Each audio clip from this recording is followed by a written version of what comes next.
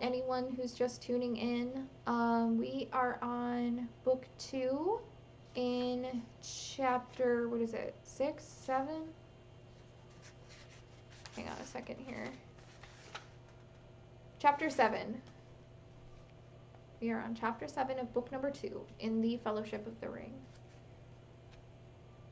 They had not seen the Lord and Lady again, and they had little speech with the elven folk, for few of these knew or would use the Westruun tongue. Haldir had bidden them farewell, and gone back again to the fences of the north, which great watch was now kept since the tidings of Moria that the company had brought. Legolas was much away. Oh my God. Legolas was away much among the Galadrim, and after the first night he did not sleep with the other companions, though he returned to eat and talk with them. Often he took Gimli with him when he went abroad in the land, and the others wondered at the change. Interesting. Now, as the companions sat or walked together, they spoke of Gandalf, and all that each had known and seen of him came clear before their minds. As they were healed of hurt and weariness of body, the grief of their loss grew more keen. Often they heard nearby elvish voices singing, and knew that they were making songs of oh my God, Le- lamentation, sorry, for his fall. Wait, I lost my place, hang on. For they caught his name among the sweet, sad words that they could not understand. Mithrandir, Mithrandir, sang the elves, O pilgrim grey, for they loved to call him. But if Legolas was with the company, he would not interpret the songs for them, saying that he had not the skill, and that for him the grief was still too near, a matter for tears, and not yet for song. It was Frodo who first put something of his sorrow into halting words. Oh no, Moose is gonna miss this if he's not here. Oh shit. He was seldom moved to make song or rhyme. Even in Rivendell he had listened and had not sung himself, though his memory was stored with many things that others had made before him. But now, as he sat beside the fountain in Lorien and heard about him the voices of the elves, his thought took shape in a song that seemed fair to him. Yet when he tried to repeat it to Sam, only snatches remained, faded as a handful of withered leaves. When the evening in the Shire was grey, his footsteps on the hall were heard. Before the dawn he went away on a journey long without a word. From wilder land to western shore.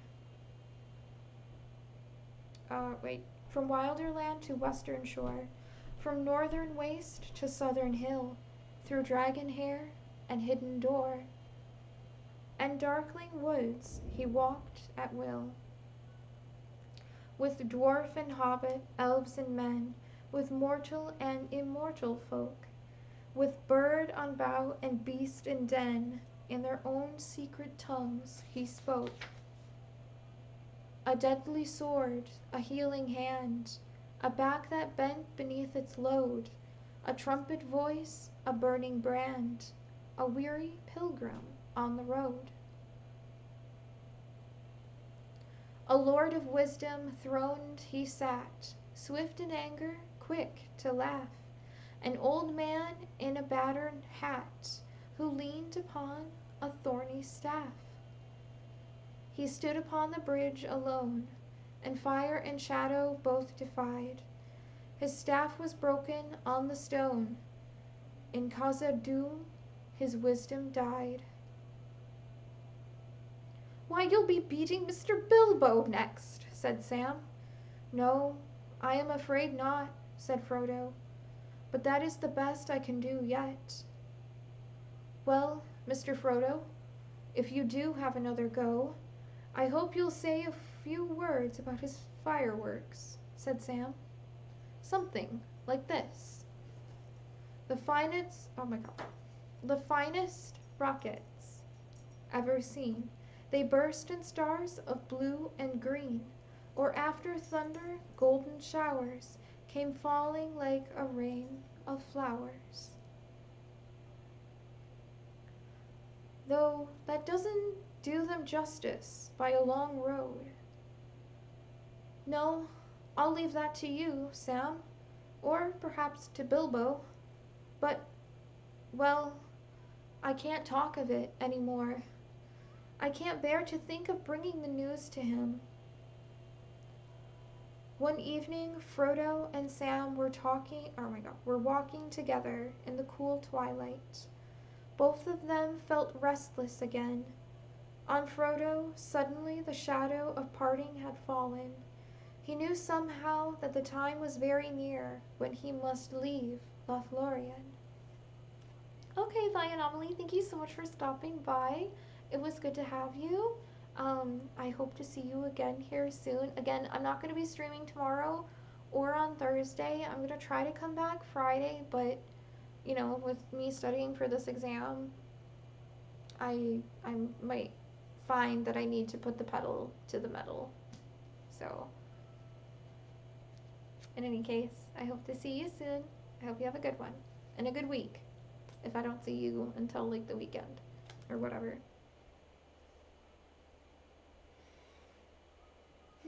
"What do you think of elves now, Sam?" he said. "I asked you the same question once before. It seems a very long while ago. Would you have seen more of them since then?" "I have indeed," said Sam. "And I reckon there's elves and elves. They're all elvish enough, but they're not all the same. Now these folk aren't wanderers or homeless, and seem a bit nearer to the likes of us. They seem to belong here, more even than hobbits do in the Shire. Whether they've made the land, or the land's made them, it's hard to say, if you take my meaning. It's wonderfully quiet here. Nothing seems to be going on, and nobody seems to want it to. If there's any magic about it, it's right down deep, where I can't lay my hands on it, in a manner of speaking. You can see and feel it everywhere," said Frodo. "Well," said Sam, "you can't see nobody working it. No fireworks like old Gandalf used to show. I wonder we don't see nothing of the Lord and Lady in all these days. I fancy now that she could do some wonderful things, if she had a mind. I'd dearly love to see some elf magic, Mr. Frodo." "I wouldn't," said Frodo. "I am content. And I don't miss Gandalf's fireworks, but his bushy brows, and his quick temper, and his voice." "You're right," said Sam. "And don't think I'm finding fault. I've often wanted to see a bit of magic like what it tells of in old tales, but I never heard of a better land than this. It's like being at home and on a holiday at the same time, if you understand me. I don't want to leave. All the same, I'm beginning to feel that if we got to go on, then we'd best get it over. It's the job that's never started as takes longest to finish, as my old gaffer used to say, and I don't reckon that these folk can do much more to help us, magic or no. It's when we leave this land that we shall miss Gandalf worse, I'm thinking." I'm afraid that's only true, Sam, said Frodo. Yet I hope very much that before we leave we shall see the Lady of the Elves again. Even as he spoke, they saw, as if she came in answer to their words, the Lady Galadriel approaching. Tall and white and fair, she walked beneath the trees. She spoke no word, but beckoned to them. Turning aside, she led them towards the southern slopes of the hill of Galadin, and passing through a high green hedge, they came into an enclosed garden. No trees grew there, and it lay open to the sky. The evening star had risen and was shining with white fire above the western woods.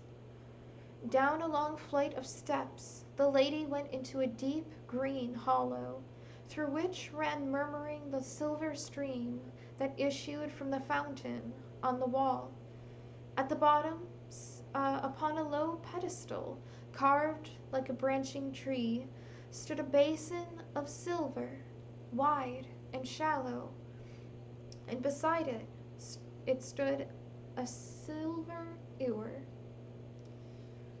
With water from the stream, Galadriel filled the basin to the brim and breathed on it, and when the water was still again, she spoke. "Here is the mirror of Galadriel," she said. "I have brought you here so that you may look into it, if you will." The air was very still, and the dell was dark, and the elf lady beside him was tall and pale. "What shall we look for, and what shall we see?" asked Frodo, filled with awe. "Many things I can command the mirror to reveal," she answered, "and to come I can show what they desire to see.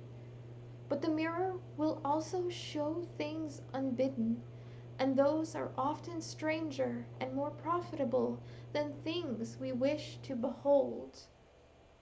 What you will see if you leave the mirror free to work, I cannot tell, for it shows things that were, and things that are, and things that yet may be. But which is that he sees, even the wisest cannot always tell. Do you wish to look?" Frodo did not answer. "And you?" she said, turning to Sam. "For this is what your folk would call magic, I believe, though I do not understand clearly what they mean, and they seem to use the same word of the deceits of the enemy. But this, if you will, is the magic of Galadriel. Did you not say that you wished to see elf magic?" "I did," said Sam, trembling a little between fear and curiosity. "I'll have a peep, lady, if you're willing. And I'd not mind a glimpse of what's going on at home," he said, in an aside to Frodo. "It seems a terrible long time that I've been away. But there, like as not I'll only see the stars, or something that I won't understand."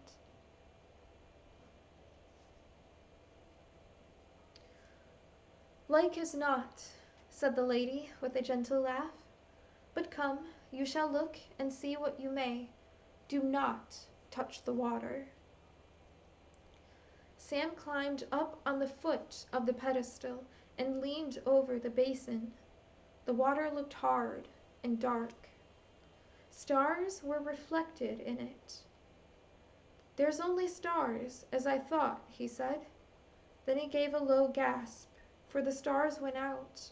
As if a dark veil had been withdrawn, the mirror grew gray and then clear. There was sun shining, and the branches of trees were waving and tossing in the wind. But before Sam could make up his mind what it was that he saw, The light faded, and now he thought he saw Frodo, with a pale face, lying fast asleep under a great dark cliff. Then he seemed to see himself going along a dim passage and climbing an endless winding stair. It came to him suddenly that he was urgently looking for something, but what it was he did not know. Like a dream, the vision shifted and went back, and he saw the trees again. But this time they were not so close, and he could see what was going on. They were not waving in the wind. They were falling, crashing to the ground.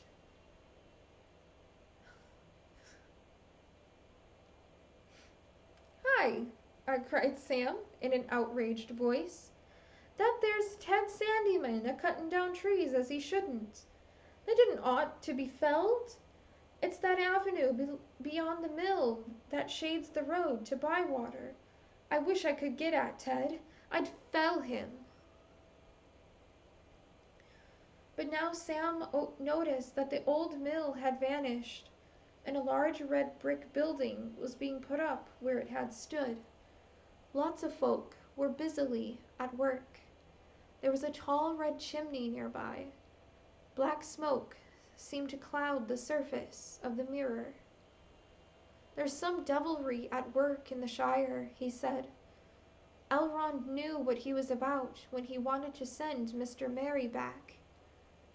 Then suddenly Sam gave a cry and sprang away. "I can't stay here," he said wildly. "I must go home. They've dug up the Bagshot row, and the poor old gopher's going down the hill with his bits of things on a barrow. I must go home." "You cannot go home alone," said the lady. "You did not wish to go home without your master before you looked in the mirror, and yet you knew that evil things might well be happening in the Shire. Remember that the mirror shows many things, and not all have yet come to pass. Some never come to be, unless those that behold the visions turn aside from their path to prevent them. The mirror is dangerous as a guide of deeds." Sam sat on the ground and put his head in his hands. "I wish I had never come here, and I don't want to see no more magic," he said, and fell silent. After a moment he spoke again thickly, as if struggling with tears. "No, I'll go home by the long road with Mr. Frodo, or not at all," he said. "But I hope I do get back some day. If what I've seen comes out true, somebody's going to catch it hot." "Do you now wish to look, Frodo?" said the Lady Galadriel. "You did not wish to see the elf magic, and were content." "Do you advise me to look?" said Frodo. "No," she answered. "I do not counsel you one way or the other. I am not a counselor. You may learn something, and whether what you see be fair or evil, that may be profitable, and yet it may not. Seeing is both good and perilous. Yet I think, Frodo, that you have courage and wisdom enough for the venture, or I would have not brought you here. Do as you will." "I will look," said Frodo, and he climbed on the pedestal and bent over the dark water. At once the mirror cleared, and he saw a twilight land. Mountains loomed dark in the distance against a pale blue sky.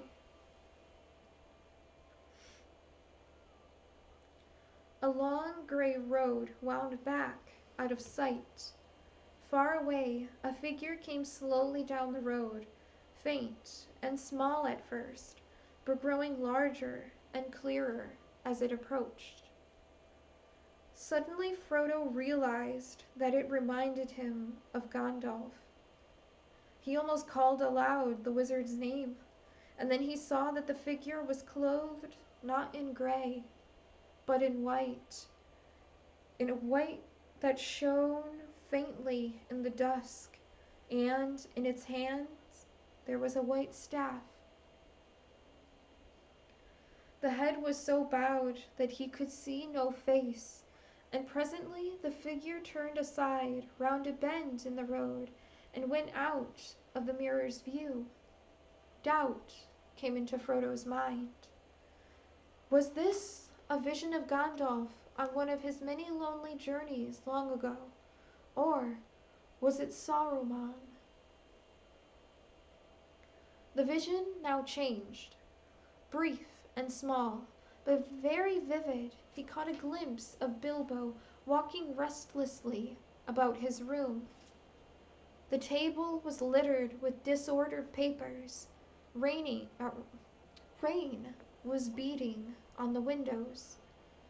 Then there was a pause, and after it many swift scenes followed that Frodo in some way knew to be parts of a great history in which he had become involved. The mist cleared, and he saw a sight which he had never seen before, but knew at once. The sea. Darkness fell. The sea rose and raged in a great storm. Then he saw against the sun, sinking blood red in a rack of clouds, the black outline of a tall ship with torn sails riding up out of the west. Then a wide river flowing through a populous city. Then a white fortress with 7 towers. And then again a ship with black sails, but now it was morning again, and the water rippled with light, and a banner bearing the emblem of a white tree shone in the sun. A smoke as of fire in battle arose, and again the sun went down in a burning red that faded into a gray mist, and into the mist a small ship passed away, twinkling with lights. It vanished, and Frodo sighed and prepared to draw away. But suddenly the mirror went altogether dark as if a hole had opened in the world of sight, and Frodo looked into emptiness. In the black abyss there appeared a single eye that slowly grew until it nearly filled all of the mirror. So terrible was it that Frodo stood rooted, unable to cry out or to withdraw his gaze. The eye was rimmed with fire, but was itself glazed, yellow as a cat's, watchful and intent. And the black slit of its pupil opened on a pit, a window into nothing. Then the eye began to rove, searching this way and that, and Frodo knew with certainty and horror that among the many things that it sought he himself was one. But he also knew that it could not see him, not yet, not unless he willed it. The ring that hung upon its chain about his neck grew heavy, heavier than a great stone, and his head was dragged downwards. The mirror seemed to be growing hot, and curls of steam were rising from the water. He was slipping forward. "Do not touch the water," said Lady Galadriel softly. The vision faded, and Frodo found that he was looking at the cool stars twinkling in the silver basin. He stepped back, shaking all over, and looked at the lady. "I know what it was that you last saw," she said, "for that is also in my mind. Do not be afraid. But do not think that only by singing amid the trees, nor even by the slender arrows of elven bows, is this land of Lothlorien maintained and defended against its enemy. I say to you, Frodo, that even as I speak to you, I perceive the Dark Lord and know his mind, or all of his mind that concerns the elves. And he gropes ever to see me and my thought, but still the door is closed. She lifted up her white arms and spread out her hands towards the east in a gesture of rejection and denial. Arundel, the evening star, most beloved of the elves, shone clear above. So bright was it that the figure of the elven lady cast a dim shadow on the ground. Its rays glanced up upon a ring on her finger, about her finger. It glittered like polished gold overlaid with silver light, and a white stone in it twinkled as if the elven star had come down to rest upon her hand.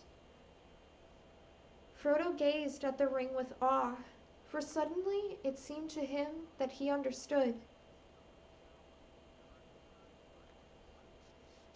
"Yes," she said, divining his thought.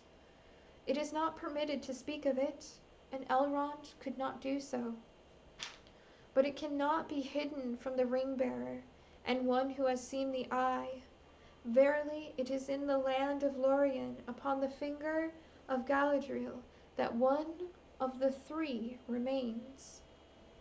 This is Nenya, the ring of adamant, and I am its keeper." He suspects, but he does not know, not yet. Do you not see now wherefore your coming to us as the footstep of doom? For if you fail, then we are laid bare to the enemy. Yet, if you succeed, then our power is diminished, and Lothlorien will fade, and the tides of time will sweep it away. We must depart into the west, or dwindle to a rustic folk of dell and cave, slowly to forget and to be forgotten. Frodo bent his head. "And what do you wish?" he said at last. "That what should be shall be," she answered. "The love of the elves for their land and their works is deeper than the deeps of the seas, and their regret is undying, and cannot ever wholly be—" oh God, I don't know how to say this. "Assuaged?" I don't know. I don't fucking know, dude. "Yet they will cast all away rather than submit to Sauron, for they know him now. For the fate of Lothlorien you are not answerable, but only for the doing of your own task. Yet I could wish, were it of any avail, that the one ring had never been wrought, or had remained forever lost." Hey there, Peg City. Welcome on in. How you doing? I'm just finishing up the Lord of the Rings reading. I'm gonna have to end the stream here pretty soon, probably in the next 5 minutes. We just have the last page of chapter 7 to go, and then we'll be on chapter 8. It's good to see you. I'm sorry. Okay.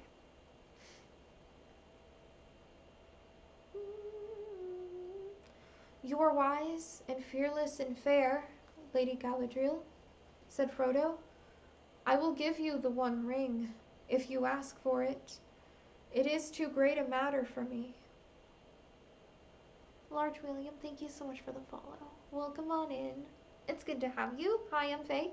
I hula hoop and I read the Lord of the Rings, pretty much, every time I stream, almost.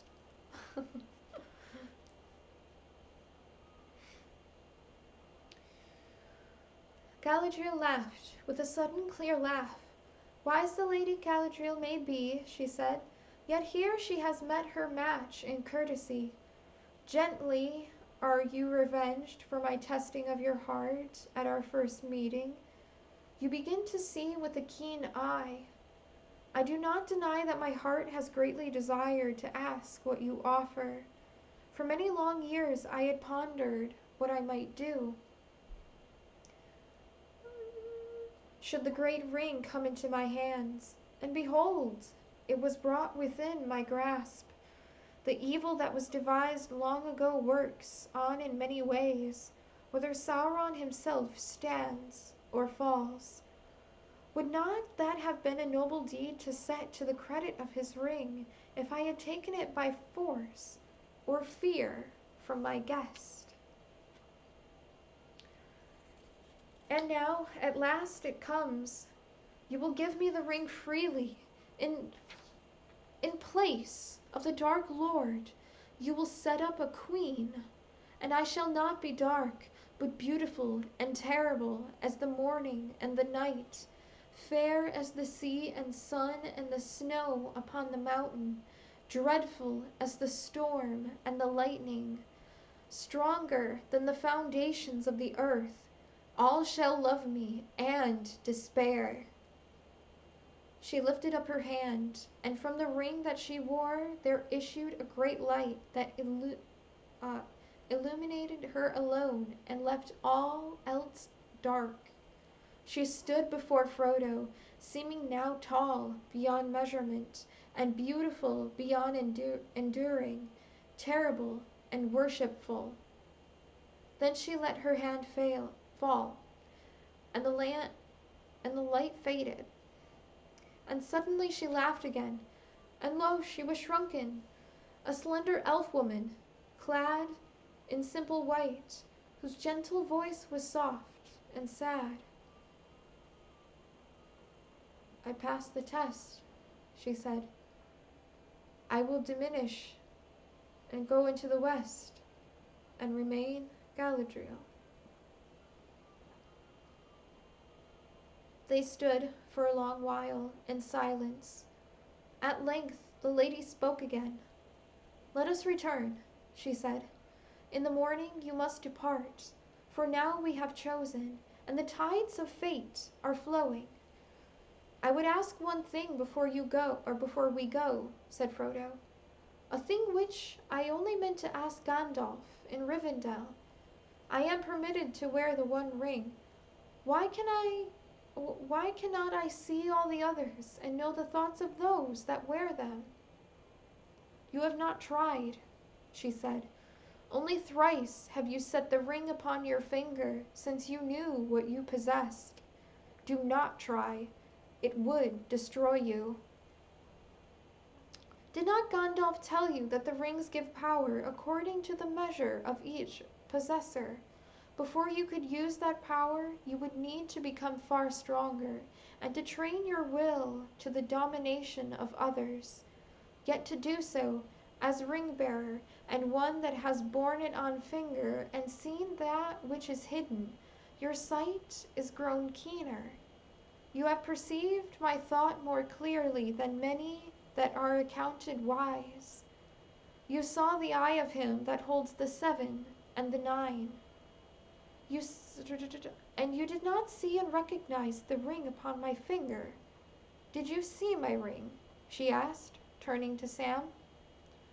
No, lady, he answered. To tell you the truth, I wondered what you were talking about. I saw a star through your fingers, but if you pardon my speaking out, I think my master was right. I wish you'd take his ring. You'd put things to rights. You'd stop them digging up the gaffer and turning him adrift. You'd make some folk pay for their dirty work. I would, she said. That is how it would begin. But it would not stop with that, alas. We will not speak of it. We will not speak more of it. Let us go. Yay! Oh my God, we finished chapter 7. Now we are on chapter 8. Well.